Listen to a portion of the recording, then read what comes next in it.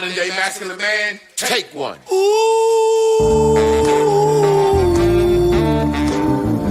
What makes a modern day masculine man?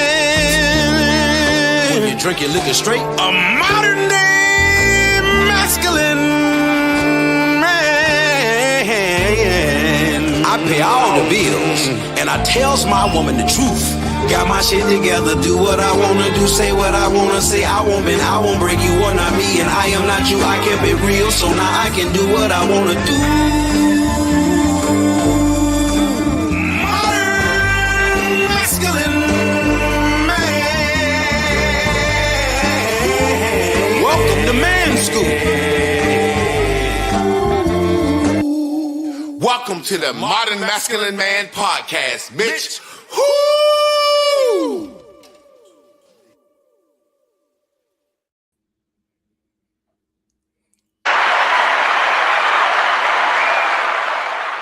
Yo. Welcome into the house. Welcome into this place.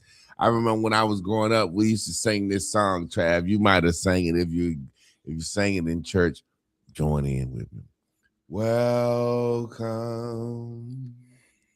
into this place. Welcome into his holy vessel. And I forgot. You decided, so we lift our hands and we lift our hearts and we offer up praises to your name. Hey, man, let me tell you something. I don't give a fuck what nobody said, boy. When I hear sometimes, you got that old school church voice, but boy, I was listening to this old lady on Facebook today, and she singing that old shit. Did you get that power?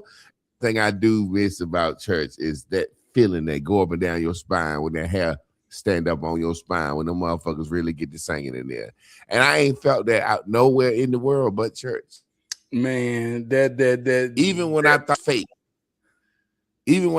fake, when I went back, I still felt that shit. Something going on in that motherfucker, Trap. Yeah. You can't deny that, man. That put you on the line. Now I remember I ain't go to church much in my life, but every time I went to church, and I mean almost every time outside of a funeral, at the end when they get to singing and want to tell you to come down and get saved, man, that thing used to take over me every time. I be standing in the middle of the aisle walking down there. You can't deny that feeling, but that's real power though. Yeah, man. How your week going so far, bro? This is Tough Talk Tuesdays. This is another me and my guy Trey.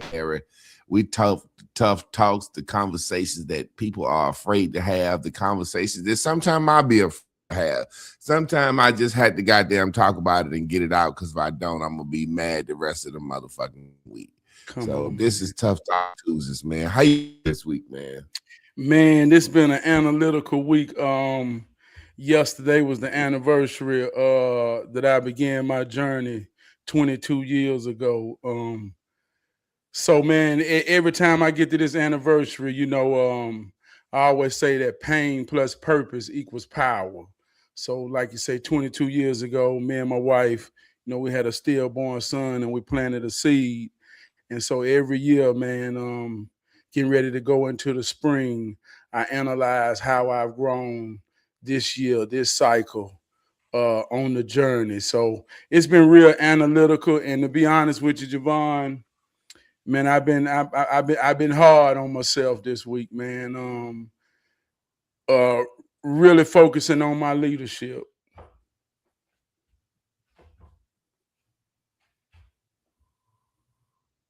I didn't hear that last part, Trav. You say you really been focusing on what? My leadership, just me as a leader. Okay. I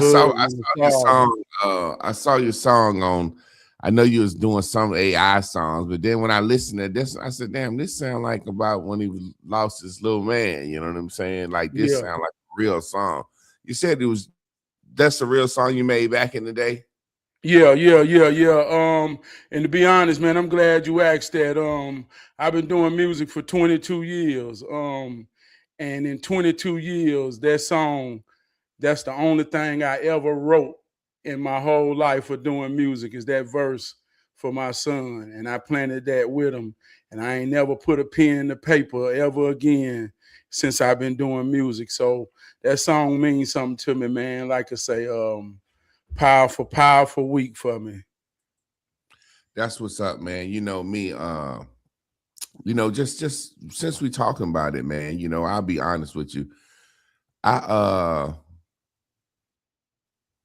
try not to look at death days and birthdays a lot. You know what I'm saying? Because you only got one birthday. You know what I'm saying? But the point being, I remember when my mom first passed, the next year of her passing, death anniversary, my sisters was like, let's do some balloons and some doves and shit. And I was like, I don't want to do that. And it was, my family got a cemetery, so everybody buried in the cemetery. So it's like, let's do some balloons and some doves. And I was like, I don't necessarily want to do that. And they was like, well, why? You don't want to do that? We want all her kids to be here and do that. I said, well, we ain't did that for nobody else up there.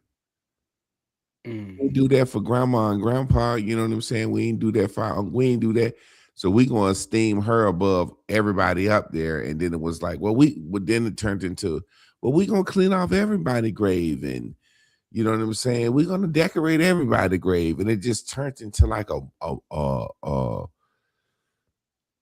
I felt like it was a weird memorial to the dead. You know what I'm saying? It just put me in a weird place. You know what I'm saying? Like, I literally can hear my mom in my head. I've had some conversations. Well, I'll get into it, and we'll see what you think about ghosts and stuff and spirits in a little bit, because I guess we just freestyling. But I lost a son before, a stillborn son, and I named him Jasper. And for some reason, that name Jasper was just like, it popped into my head. It was like, well, what you want to name him? I was like, Jasper. You know what I'm saying? And my ex-wife, man, I watched the baby push out a stillborn and thought, I swear to God, like I looked in the mirror, man, like looked just like me. And man, but yeah, I that was a traumatic experience for me. I actually passed out, dog. Yeah. I passed out. Like, when they say you there for your wife through something. Yeah. You know what I'm saying? I was there holding her hands, and you know what I'm saying? You know how the doctors, when they be doing stuff, they be saying it live time. They was like, because her cervix had bursted and her water had bursted early. And by the time we got to the hospital, the doctor, they was doing their thing, and I was holding her hand, and they was like, push. And one of the doctors was like, he's not breathing. And as she was pushing, and they said they're not breathing, he not breathing, man, I passed out. I literally passed out, bro. That's how much that thing hit me, of how bad I wanted a child at the time, and knowing it was a boy. That thing hit me, boy. I had all types of thoughts in my head. Wondering, did some girl have an abortion by me, and this is my punishment for? I had all types of thoughts of how it was my fault. You know what I'm saying? So, yeah, man, I went through that, and I swear to God, man, every now and then I think about it, but I guess it was just a phase of life. You know what I'm saying? I don't mourn sadness like a lot of people do. Like, I believe that we go into non-physical again, and then it is what it is. I don't have a after death vision or like belief. Yeah. Don't make me look at it like as much as different than others. Yeah. Like yesterday when I woke up, man, and throughout the years, sometimes I don't realize what the date is. Or me and my wife, I say, well, you know what the date is, and we be like, darn, whatever. But like I say, everybody is in a cycle. we just like nature. We always in a cycle. And sometime in the cycle, man, we got things working in the subconscious. Kind of like if you got a device and you on Facebook, but in the background you can swipe and realize you got a whole lot of things open. And sometimes our impact in certain points of our life be really working in the subconscious, and you don't think about it, but it really, like I always say, the soul can't keep no secret that behavior won't reveal. And the soul will understand certain things that impacted you. So just like I say, for me, before I even realize what the date is, we still in the winter season. We still in the death season. More people die between November and February right there than any time of the cycle. So this still is a time of death. And a lot of times, like you say, it ain't about thinking. Like some people say, well, what happened to you? What happened to you? And sometimes the question be more powerful than the answer, because there is things running in our subconscious background that truly affect who we are in moments when we don't realize it. So, you know, it ain't about the ritual aspect or the making it theatrical. It's just about recognizing how it works in your soul. And sometimes trying to block it or trying to forget it does more harm than anything, because like I say, pain plus purpose makes power. And the things that we consider pain or we consider negative, man, those were necessary to ground us in a way, in a humbling way, in a humility type of way. It's necessary. So sometimes you got to revisit them to stay strong and be powerful. And I remember you telling this story before. You said that sharing that moment with your wife kind of like sold y'all souls together. Yeah. You know what I'm saying? So everything happened for a reason. What do you think about spirits, man? Just out of curiosity. I can lie to you and make it sound fly to you. We romanticize things, you know, but it simply means breathing. Breathing come in two parts: inhale, exhale. Anything you take in from the actual air, from inspiration. Matter of fact, the ABC store in North Carolina is called ABC Spirits. Anything you ingest and get under the influence, it comes out in your expression. So spirits is just anything that changes your expression. We can make that deep, or we can keep it simple. But I know that's real in an inhale, exhale type of way. What about ghosts then? What you think about ghosts? Like I say, I think it's the same thing. I think it's all the same thing. It all comes up the same truth of the trunk, and you can swing on different branches and hang on it with semantics and different words to make it seem deeper or not deeper. But at the end of the day, if my grandmother influence is on me, or my grandparents' influences on me, then I'll see reminders everywhere around to know where the reference of truth come from. And we can consider that ghosts, we can consider that spirits, we can consider that them still living in the moment, because they coming out of your expression. Kind of like when we see the exorcism, when it take over and that's just what's in you coming out. It ain't deep. Don't make it deep. Just know we all do it. Jesus said the spirit is like the wind. You can see the effects of the wind, but you can't see the wind. Come on. You know what I'm saying? And that's kind of like what you were saying about you will always see remnants of your grandparents and things around that, but you won't see them again. You know what I'm saying? So it's dope how that's broken down. I'm kind of sitting back, and I was talking to a guy, and he was saying, "Are you an atheist?" I said, "Man, I'm nothing." And he was like, "I couldn't be an atheist." Da da da da da. I said, "Man, you know what?" I said, "I would rather tell you I believe nothing than tell you I believe I was made from dirt and then a woman made from my rib." I said, "I would rather believe nothing than tell you I believe that, because I know I don't believe that." And I can't tell you what I believe, but I know I don't believe that. Yeah. You know what I'm saying? Like, people ask me what you believe. I be like, I can't tell you what I believe, but I don't believe that. I don't believe that, brother. I can be, if before I believe that, I say I came out the fucking Cabbage Patch. That's how I tell my daughter, well, you want no slave. We came out the Cabbage Patch. But let's get a little bit more current, man. I don't know why that hit me. You know what I'm saying? I was thinking about that. And then when you said that situation, you know what I'm saying? I think I had that sage had just kicked in, you know, spiritual house sage. Nah, that's real. Hey, look, like I say, when you ain't got no script and you coming off the hip, you know, that's part of the spirit. We let it flow, we let it go, man. This one saying, I want to say this. When you good in your soul, don't never be afraid of the wind. Cause good people always land in soft places, for real. Yeah, I just had an image of that little thing that we used to chase when we was kids. And if you catch it, you get the hold in your hand and blow a wish on it. Them little things that would fly. You said the good souls land soft. You know what I'm saying? Yeah, man. I'm just sitting back and I'm looking at what's going on in the world now. And I just think, and I'm going to keep saying it, this is the great confusion.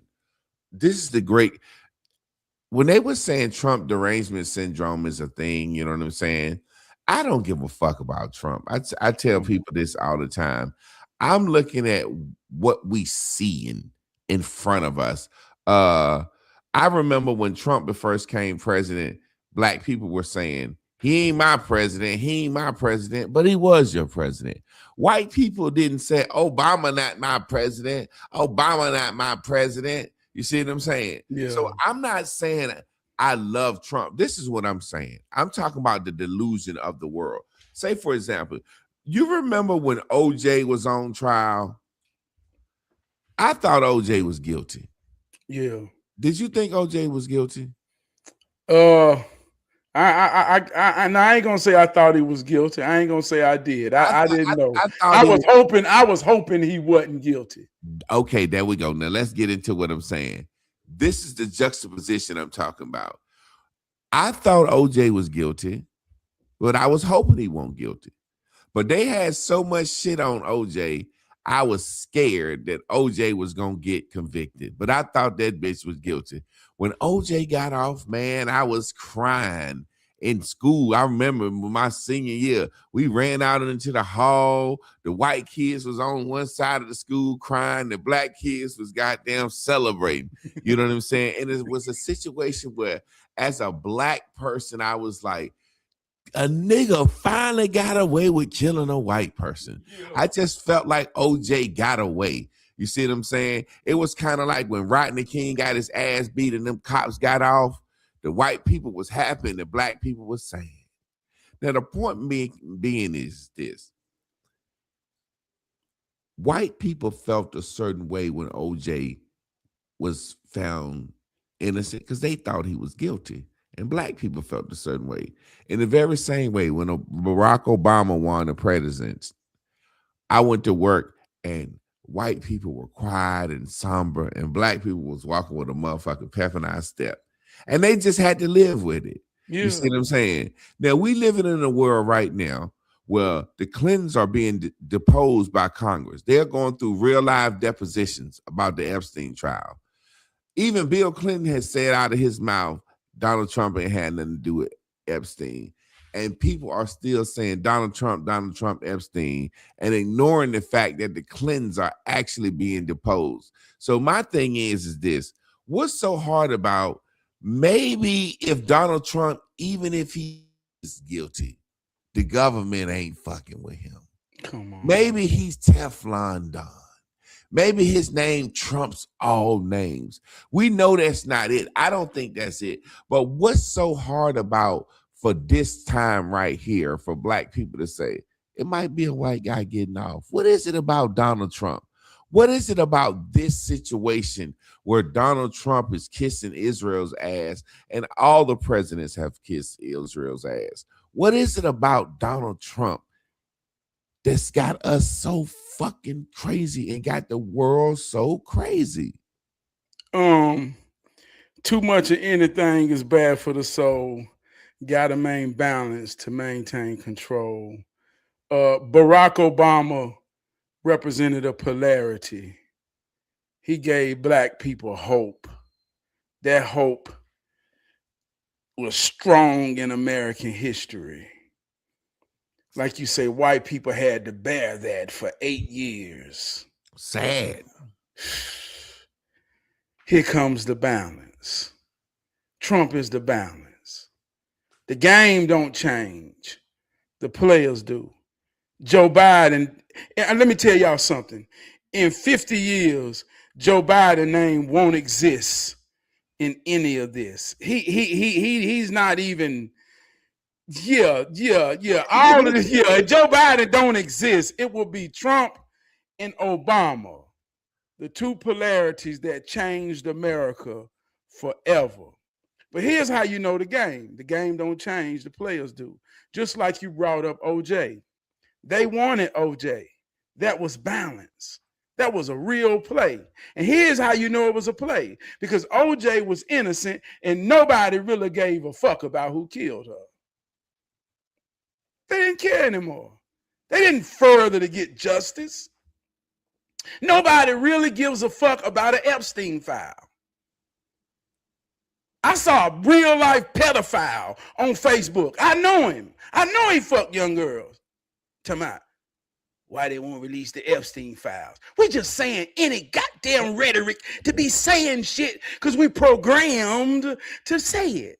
But don't nobody care about, man, don't nobody care about no goddamn children. They don't care. They just care about playing the game, wanting Trump to be somewhat in their mind to justify what they've been subjectively programmed to think and feel. And it ain't deep. That's just simply how it is. I'm sitting back and I'm watching, and I have to compare it to a woman because there's been times in my relationship where I had infallible proof for something, and I said, "Baby, you sure you want to paint that in the bedroom in the closet?" You know what I'm saying? Oh, I'm just painting this little mirror thing. It's gonna be okay. I said, I could take that outside. Oh, I can do it right here. I want to do it. It's chilly outside. I said, okay. 2 days later, it's paint on the carpet and on some of my jackets. Baby, you got paint on my stuff. No, I didn't. I said, baby, you was just painting in here. No, that wasn't me. And it was just a situation where I looked at my wife and I just laughed. I was just like, wow. It's irrefutable evidence right here. Yeah. And why does it hurt you so bad to just admit you wrong right here? With the evidence. It was a situation where I laughed, then I went in this back room and cried, Trav. Yeah. I'm being real because I was just like, is this something in them or in her or what is this? Like, how do you deny this? You see what I'm saying? Yeah. And that's how I'm looking at us as Black people. We seeing what we want to see. Mm. And this world is showing us irrefutable evidence of something else. Meaning this, the internet keeps shit forever. The internet keeps shit forever. You are seeing presidents down the line of history saying, we're going to protect Israel from Iran. Yeah. Like, this is the first nigga that's doing this. Come on, man. They've been saying this forever. The same exact thing. I'm talking about, listen, the game don't change. The players do.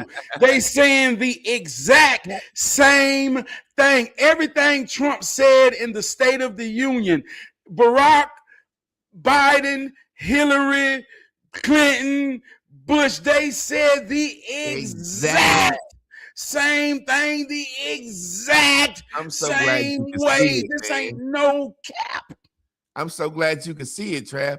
Trav, so what am I saying? What I'm saying is, why can me and you clearly see this? And this is where I get mad when they talk about the 5%ers and the 85.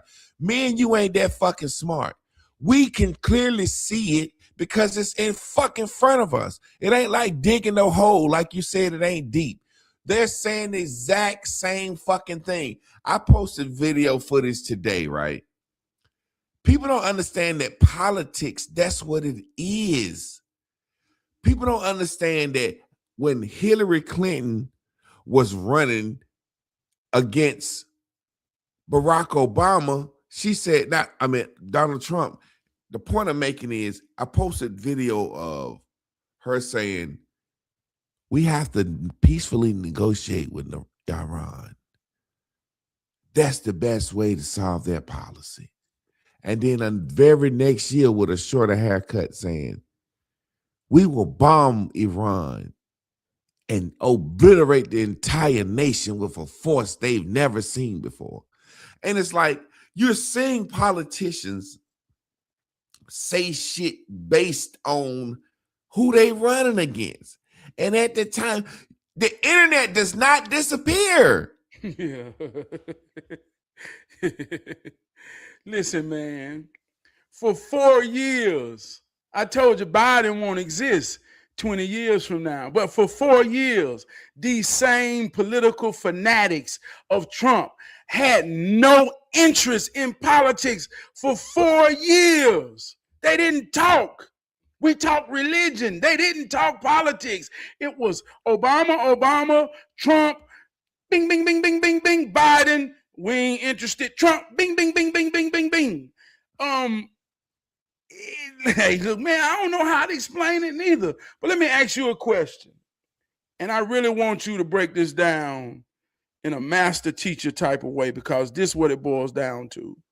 What is the difference between objective and subjective? Objective is what's evidence, what can be proven, what you can see. Subjective is what you think about some shit. Subjective is what you think about some shit based on the situation. You're looking at the subject and not looking at the object. So I'm an objective thinker. My mind might change depending on the object, but you're gonna focus on the same subject. I think subjective thinking is a weakness. Come on. Let me give an example in a levels of leadership type of way. In management, right? I went to a meeting and it was all managers in a corporate type meeting, and we had an objective meeting about where we was going in the industry. And I had to leave my feelings at the door. And in that meeting, objectively, they said that changes must happen. Cuts must be made. There's things in jeopardy. I understood clearly what was being said. But when I walked out that door, I knew I had a responsibility as a leader. I got to deliver these changes to those that looked for me in leadership. Now, I subjectively got down. People was immediately gonna get laid off. So people was going to have to switch shifts. And these were life-changing changes that people didn't see coming. And I knew it could almost rock their foundation. But I had to be the deliverer of this news, which was necessary for us to maintain business. Man, subjectively, I was fucked up. But objectively, I knew what I had to do. Yeah. And this is about leadership. Like I say, everybody saying the same thing. Well, objectively, as a husband and a father who runs this house, there are certain times that I got to put my feelings aside. And even if I got to stand on something, it may cause a conflict. It may cause a disruption. But goddamn, in the bigger picture, I got to rock the boat.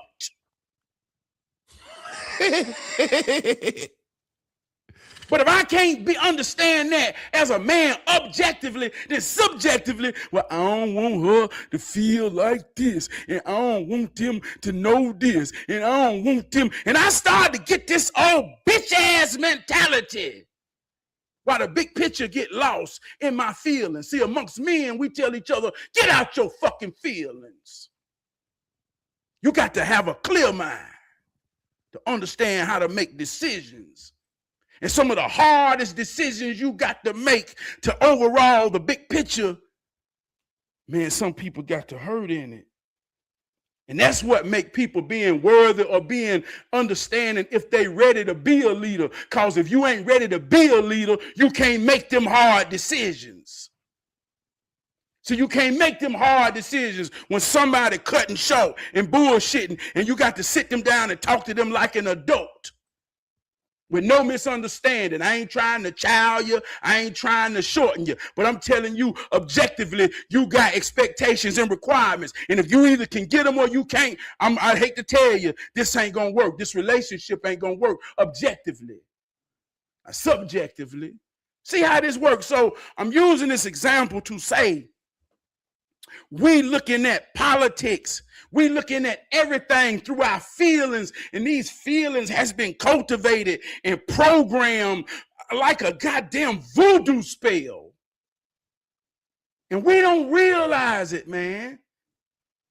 We ranting. Let's say ignorant is when you rant about things you ignore. Man, come on, man. We ranting about things we ignore. And we're using rhetoric to act like we know what we're talking about. The comprehension level is real low in America, in a diaspora. Go ask your children right now if they in school. If they in school with 20, ask them how many people in the class can stand up and read out loud proud. Maybe 5. You was an English teacher. How many? How many? Be honest. How many in a room of 30, how many children can read out loud proud with comprehension? You might have 10 that can read out loud proud, but of that 10, only 3 can comprehend. The other ones are just reading words. It's so like we all children that done got old. Mm-hmm. We're just ranting about things we ignore and using rhetoric through our feelings, thinking we understand. Peep this, Trav. Think about what you said about subjectivity and objectivity, right? And I said subjectivity is weak. Think about this. When you go out there to that plant floor and start putting out those mandates and laying certain people off, they're going to subjectively think that you're doing this and that you're doing this based on your feelings. And you see how sad subjectively you got for them and how you felt for them and how you know, like, damn, I got to go out here and say this, and this overtime is shut. This person going to get laid off. This person's shift going to get switched. And no matter how you do that objectively, when you finish, the whole plant that's under you going to subjectively decide. I ain't shit. He ain't shit. You know what I mean? He ain't shit. And all I did was go out there and tell them folks exactly what you said. But think about this. This is how I say, and it's hard. See, Trav, politically correct is the fucking devil's advocate to objectivity. You see what I'm saying? And Barack Obama made the world politically correct, and Donald Trump is an objective thinker. Now watch this. You said something that's so amazing to me.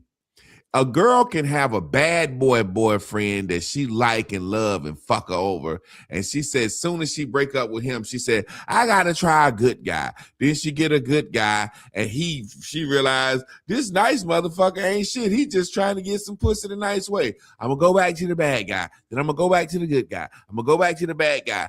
And people don't realize since I've been born, that's what America has done. Went from bad guy to good guy, Republican to Democrat. So it's like people don't realize I had made a post, which lets me know you tuned in, tapped in, turned on. I said Donald Trump is a result of Barack Obama. Donald Trump is a result of a man getting in the White House that was elected that was so fucking straddle the fence, so fucking liberal, so fucking gay that America said, we got to get a motherfucking tough motherfucking here after him. We can't have that again. You know what I'm saying? It was no different than Bush was a fucking straight-laced goddamn George Bush Sr., straight-laced motherfucker, do what he do. And then after that, they said, we got to have a smooth motherfucking Bill Clinton here. Goddamn. Then we had 8 years of smooth black Bill. Then they said, we need a goddamn tough George Bush Jr. type motherfucker, because we had 4 years, 8 years of some bullshit here and there getting his dick sucked and shit. And then after that, after we had Bush, then it's like we gotta go back to Obama. You see what I'm saying? So it's a situation where once we got Obama, we got so liberal.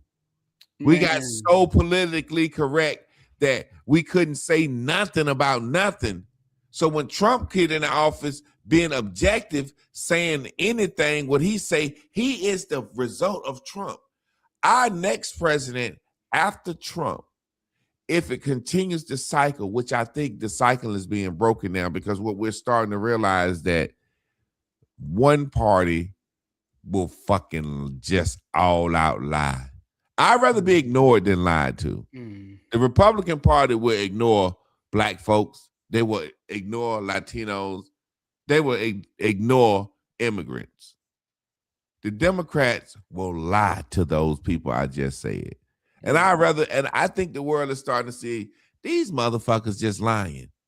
They lying. They're accusing Trump of doing everything that everybody else did. Like you just said, you can't cut it no clearer. The fucking State of the Union address.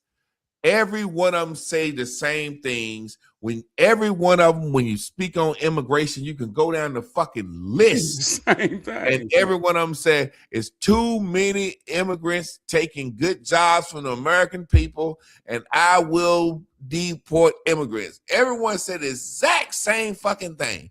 Trump is just the first one that's fucking really doing it. Man, and I think that's what's happening, man. Man, listen, man. Exact same fucking thing, man. Listen, your attention is the most powerful thing you can pay. I say, when you rant about things you ignore, when you ignore something, you don't pay it attention. But your attention is the most powerful thing you'll pay. So many people hate Trump, but they never pay what he says the attention. They pay the attention to the ones who hate them and program them what to think and speak rhetoric of hate. So they're actually ignoring the real objective of what they're saying.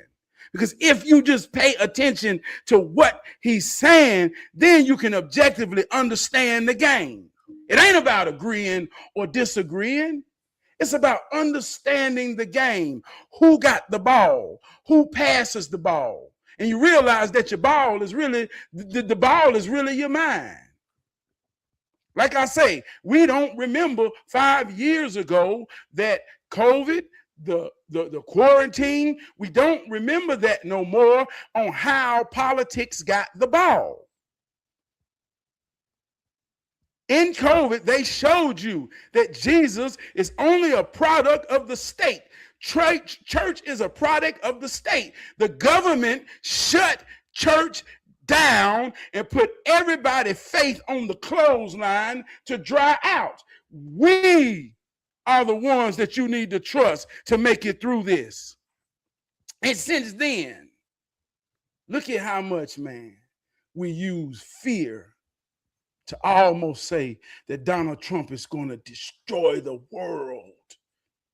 Oh my God, Armageddon, World War II. Donald Trump right now, while politics has the ball, is more powerful. And I want to say this objectively, not subjectively. So put your feelings aside. Objectively, Donald Trump's name is more powerful in influence and expression than Jesus is on planet Earth. Right now. I totally agree with you. Objectively.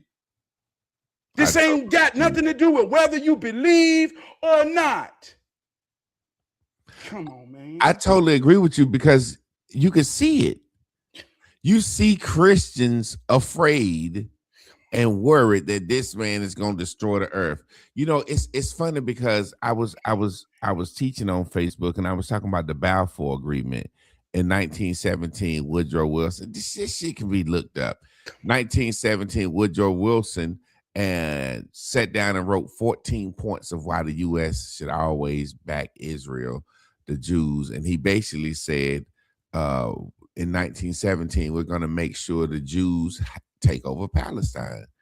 And it happened in 1948. Now, World War I was about the Jews, and World War II was about the Jews.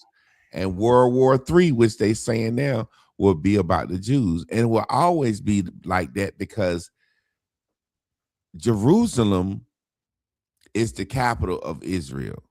It used to be the capital of Judah in the Bible. Judah is the northern kingdom. Long story short, Jerusalem is the capital of Israel. In Jerusalem right now, they have the Dome of the Rock. That's where they say Muhammad ascended into heaven. So in Israel, you got the Dome of the Rock where Muhammad ascended into heaven. You got the Church of the Holy Sepulchre. That's where Jesus was crucified. And then the Dome of the Rock was built on Solomon's second temple that was destroyed by the Romans. So you got the foundational buildings of 3 religions right there in that one area. Now watch this. And all 3 religions are tied together by one character. If you understand this, the Abrahamic religions, Christianity, Judaism, and Islam. All 3 are in this here war. And we all know that the name got changed around, what was it, 1942 or somewhere around up in there. They made this. This is what you call a Benedict, when they're benedicting the Bible to somewhat make it a reality. And they're using politics, but we don't understand the game. Now, I want to talk to black folk. See, just right before COVID, we had a woke culture. You would go on YouTube, you could watch Bobby Hemmett, you could watch Metaphysic talking people. You had Polite, you had all of these people who was getting a big momentum talking woke, talking religions. You had debates, you had the Kemet debate and the Israelites. Everybody was wanting to claim this aspect of the Bible in some sort. But not too long ago, see, we don't remember, Kanye West got castrated for saying that black people was the chosen people of the Bible. Nick Cannon got castrated. See, they tried to let this woke culture get into black entertainment and they start castrating them. Don't you say this Bible is about you. And so much that we don't even want to be Hebrew Israelites no more. They smacked our goddamn minds so goddamn hard that we don't want to do nothing with the Bible no more. Now we want to be Native American Indians. We don't even want to be in the story no more. They say, get your goddamn black ass out of here talking about this Bible is about you. And now they fighting to make it real. But we don't understand. See, America represents the white man. We can say, oh, man, it's about the oil. Well, here go another fact. America has more oil than any country, any nation on planet Earth. Don't you remember the Clampets, Jed Clampett, when they found the oil in their backyard growing up and they was rich? The oil is here. So the whole fight is about the dollar. The dollar is Jesus. You're going to respect. You know, it's funny because when you look at it, it's like people try to make it about oil and different things, but this fight was happening before niggas was using oil out the ground. You know what I'm saying? People don't realize that. People don't realize. Say, for example, it's funny. People don't realize the reason they call this the New World is because the Middle East was the most precious piece of land on this earth at one time. And people don't realize now we live in the new world. America is the most precious piece of land on this earth. That's what people don't understand. And you got the Middle East and America. They got everything that you need to exist.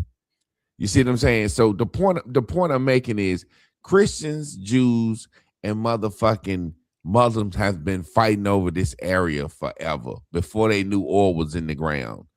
There was a crusade that happened where they were fighting, and the Muslims beat the Christians' ass.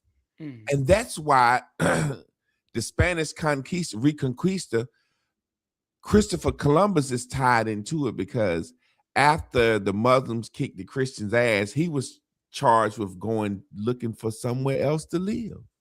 Come on. We heard about this new world over here.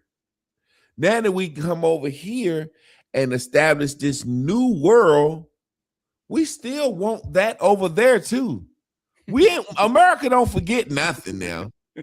We still want that over there. Now, how hard would it be for us as Christians who already got our ass kicked and ran up out of the Middle East to the new world? Now that we done regrouped in the new world and we want that over there, how hard would that be to go back and say, hey, let's start a whole nother Christian-Muslim war? Well, let's do this. Like you said, the Abrahamic religions is very simple.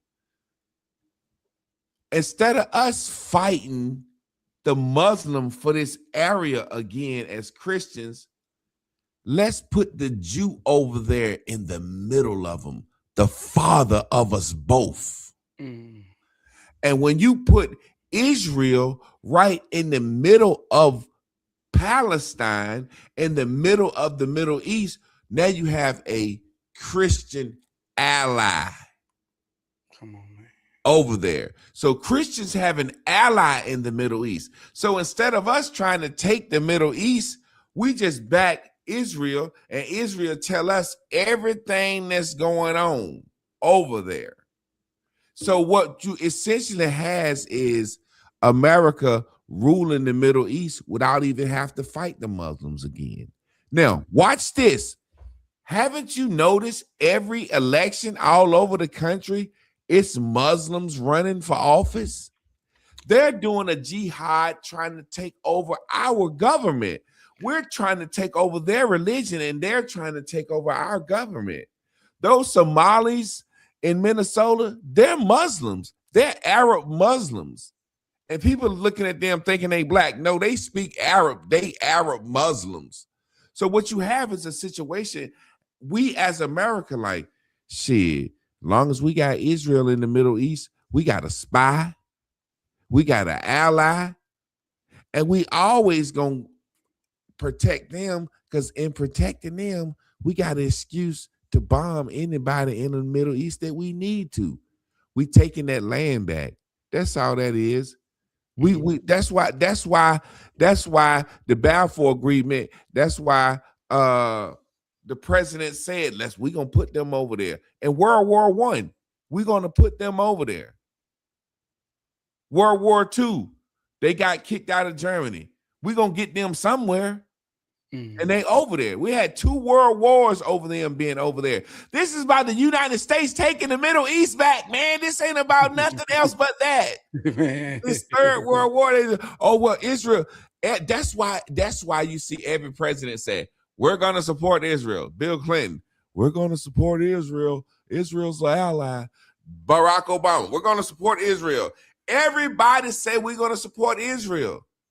What do you do when you become president? Why every president is over there at the wall with the hat on, fucking lean down, every last one of them. We have to say we're going to support Israel, because that's how we take that piece of land back. It's the Holy Land. Man, let me finish this last statement. If we don't agree that's the Holy Land, we don't have a right to be over there. Just let them fight over it.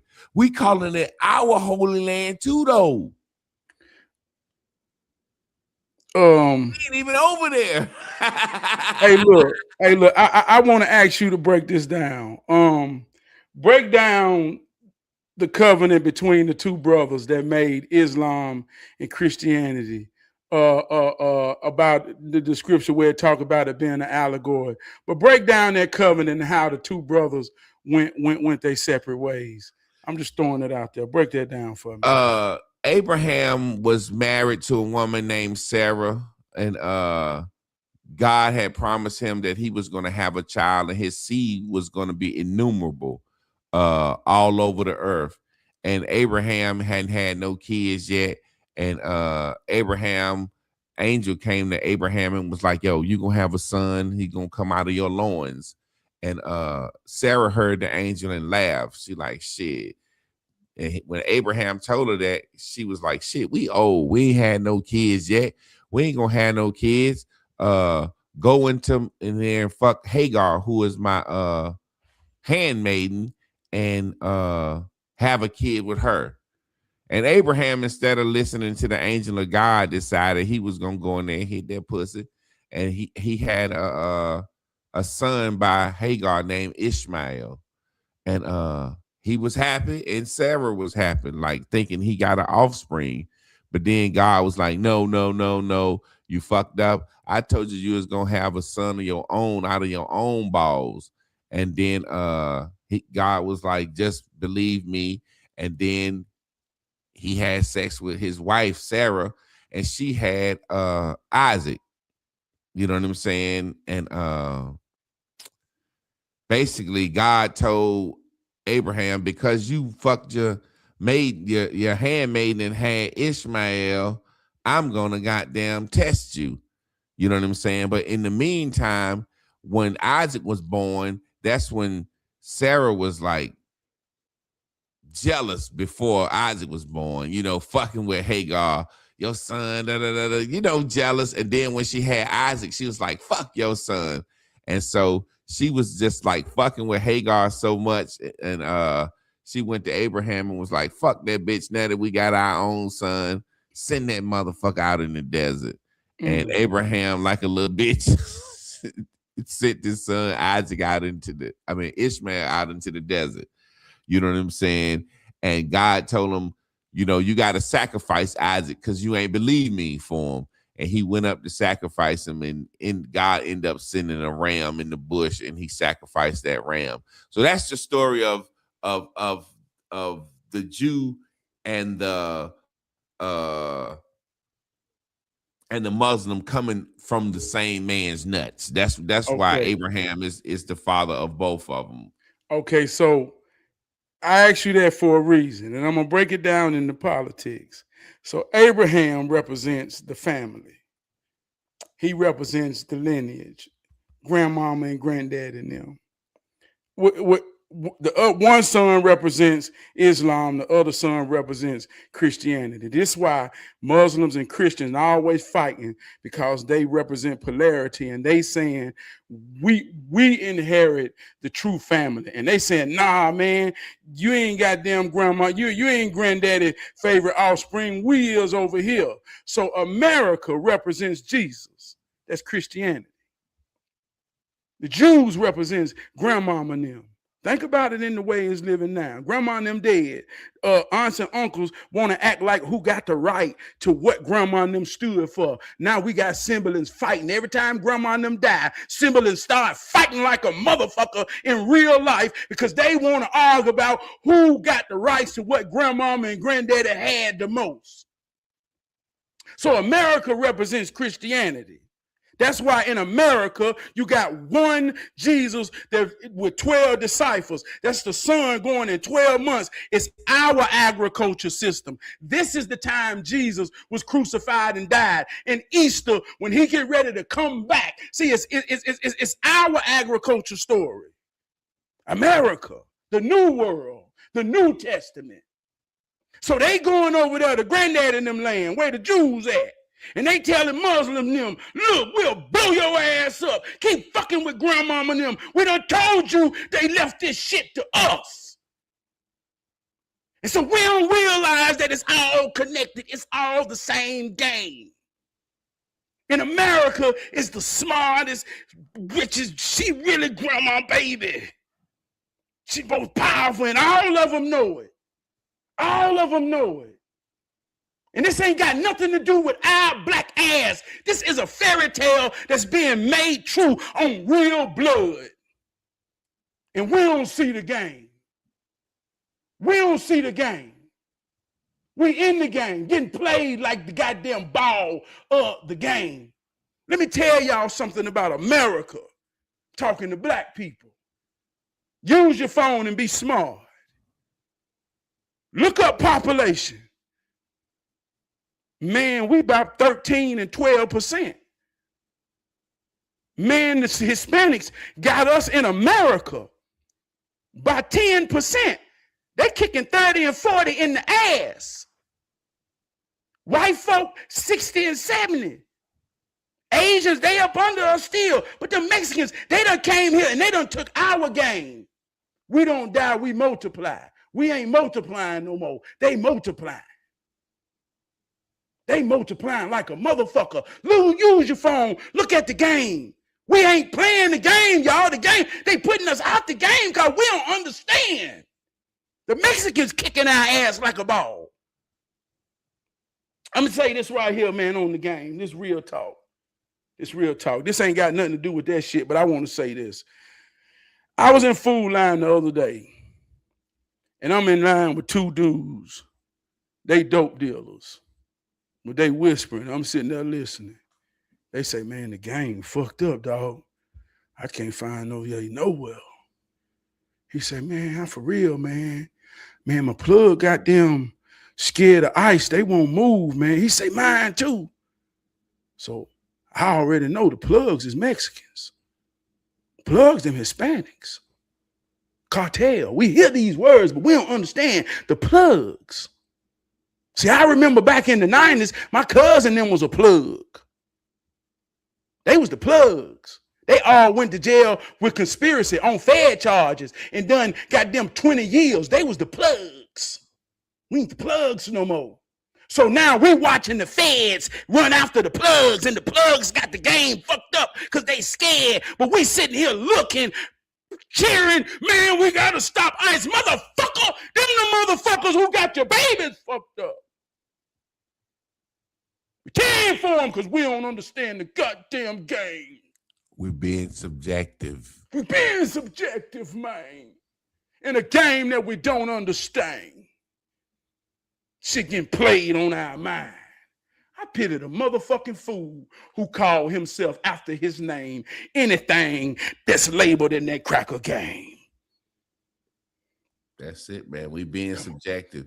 Sometimes we don't understand before we get out of here. Sometimes we don't understand this, man. Somebody gotta motherfucking be a slave, man. Somebody gotta get exploited, man. Somebody got, in order for black people in America to live like we live, somebody gotta get exploited. I don't think people understand we are the richest, wealthiest refugee slaves that has ever existed.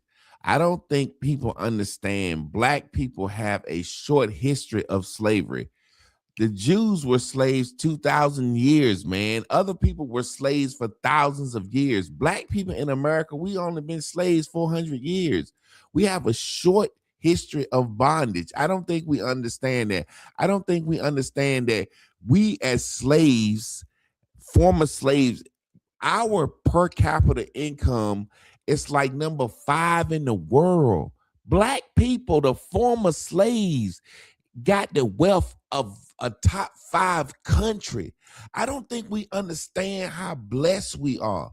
I don't think we really get that. That's why everybody want to be an American black man, wishing they had our position, and we pissing it down our legs because we being subjective. We caring about everybody else.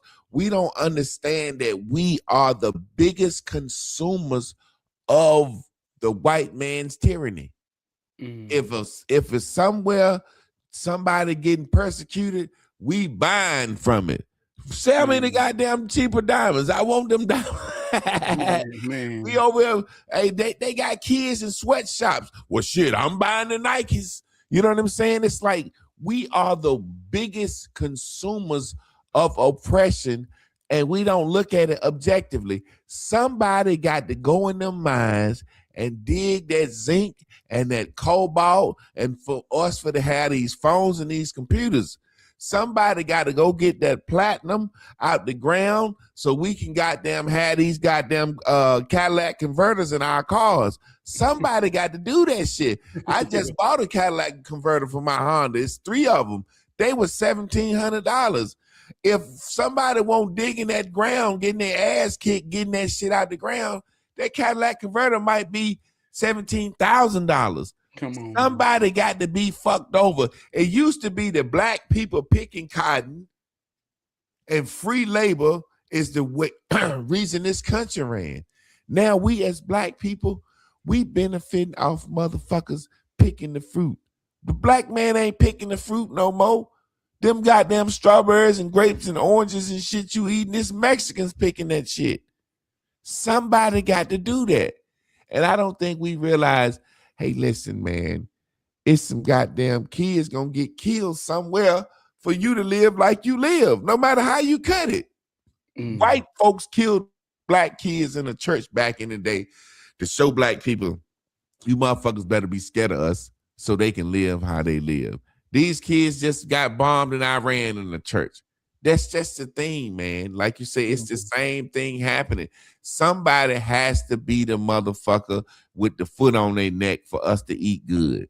Somebody got to be out that bitch risking their motherfucking life on a shrimp boat so we can have motherfucking crab legs. Somebody got to do that. Man, let me say this. You got to understand how it works. When you see how it works, you can work it and make it work for you. If you don't understand how it works, it will get worked on you, and you're vulnerable to the intentions of the one working it on you, right? You have no defense if you don't understand how it works. So let me say this objectively. Make America great again. Objectively. Got to understand your position in it to see how it works. America is the dollar. Bottom line, America ain't people. America is the dollar. In God we trust, the dollar. America was built, the value of the dollar was built off slavery. Diamond and Players Club said, make the money, don't let the money make you. We as black people in America, in our particular position, we suffer because we look for love in all the wrong places. We created the value of the dollar. Now we look for the value, we look for the dollar to create the value in us. We ain't shit if we ain't got no dollars. When our grandparents, the ones that cultivated us and the ones that cultivated them, were the most powerful people on planet Earth. I'm talking about Black History Month just ended. We looked at the most powerful people on Earth and their contributions. They made these contributions for free, out of necessity. Not for $1. Not for $1. So when we lose our perspective and understand how it works, and we now serve the dollar as our God, we serve the dollar as the white man. We transform into his mind to get more dollars. We don't know who he is. We don't know our position. We don't understand how it works. It's getting worked on us by every goddamn thing. And he doing exactly what he said. He's making America great again. It always and always will be known to be great because of the strongest military on planet Earth, forced by the gun and by the Bible. And he goddamn in full rage right fucking now. And the whole world know America is fucking great again. Get out your goddamn feelings. This ain't got shit to do with how you feel as a black person. Look at how it's working. It's great. It's goddamn great, Trav. We're gonna get up out of here on that note. Man, that motherfucker will kill. Man, let me tell you something. That motherfucking Muslim, I'm real now, because this shit raw. Ain't no other way to say it. I can say it to feel good, to sound nice, but you got to feel this. That motherfucking Muslim act like he wanted beef and he was dead in 24 hours. He put his son up. He was dead in 24 hours. If you don't think that the world knows the dollar is back and great as ever, clip that. We gonna use that. Y'all stay tuned in, tapped in, turned on to me and my guy Tribe Perry every Tuesday. Tomorrow, y'all stay tuned in, tapped in, turned on for me and Miss Carla Wilson for Random Raven Wednesdays. And then y'all stay tuned in, tapped in, turned on to my guy right here, Tribe Perry, for Hero Training on Facebook at 9:30. Peace.